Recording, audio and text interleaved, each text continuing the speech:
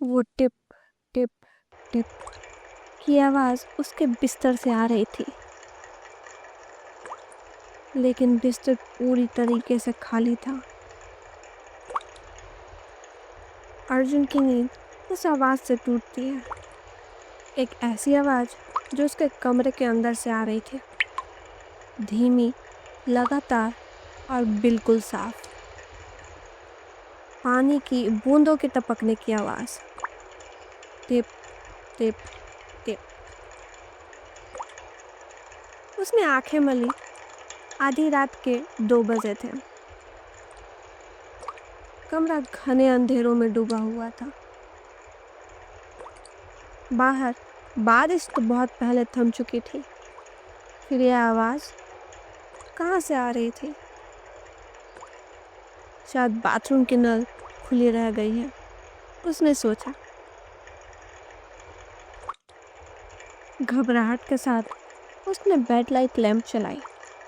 पीली हल्की प्रकाश कमरे में फैल गई, लेकिन आवाज अब भी नहीं बंद हुई।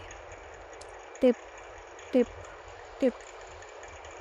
यह अब और जोर से और स्पष्ट लग रही थी, जैसे कोई बूंद सीधी किसी खाली बाल्टी में गिर रही हो। अर्जुन उठ बैठा। उसकी निगाह बाथरूम के दरवाजे पर पड़ी, जो अंधेरों में डूबा हुआ था। वह दरवाजा आधा खुला हुआ था। उसे याद नहीं था कि उसने उस दरवाजे को इतना खुला छोड़ रखा है। Tip tip tip. आवाज ने उसके दिमाग में एक तेज ड्रिल से चला दी थी। बस बंद भी हो जाओ अब। लेकिन आवाज उसके कानों में सीधा उतर रही थी और उसकी हड्डियों तक को कपा रही थी। हिम्मत जुटा के वह बिस्तर से उतरा। उसके नंगे पैर ठंडे फर्शों को छू रही थी। हवा भी ठंडी हो चुकी थी, जैसे कोई बर्फीली सांसें कमरे में घुल रही हो। वह धीरे धीरे बाथरूम की ओर बढ़ता है। Tip tip tip. आवाज अब इतनी तेज हो चुकी थी कि लग रहा था जैसे वह उसके दिमाग के अंदर ही टपक रही है। उसने बाथरूम का स्विच ढूंढा और दबाया। ट्यूबलाइट एक बार तो फ्लिकर करती है और फिर चमक जाती है। नल बंद था, पूरी तरीके से साफ सूखा था। वॉश बेसिन भी साफ और सूखी थी। एक बूंद भी कहीं से भी नहीं टपक रही थी। लेकिन आवाज बंद नहीं हुई। टप टप टप। अब वो आवाज उसके कमरे से ही आ रही थी। उसकी रीढ़ की हड्डी में एक सनसनी सी दौड़ गई। वह धीरे धीरे मुड़ा। उसने इधर उधर देखा, लेकिन कमरे में कोई भी नहीं था। फिर अचानक से उसके पीछे से किसी ने बोला, मैं घर आ गया। अर्जुन की चीख गले में ही अटक गई।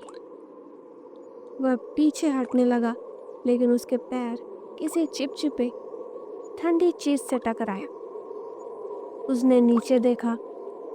फर्श पर पानी के ताजा निशान थे, जो बाथरूम से निकल के उसके बिस्तर तक जा रहे थे, जैसे कोई गीले कदमों से अभी अभी यहाँ से गुजरा हो। वह दरवाजे की ओर भागा, लेकिन दरवाजा हिलता तक नहीं है, जैसे किसी ने बाहर से बंद कर दिया हो। खिड़की से बाहर झांकने पर हर जगह सन्नाटा ही सन्नाटा पसरा था। टप टप टप आवाज फिर से शुरू हुई, लेकिन इस बार और करीब थी। अर्जुन बाथरूम की ओर बढ़ता है और दरवाजा अंदर से लॉक कर लेता है।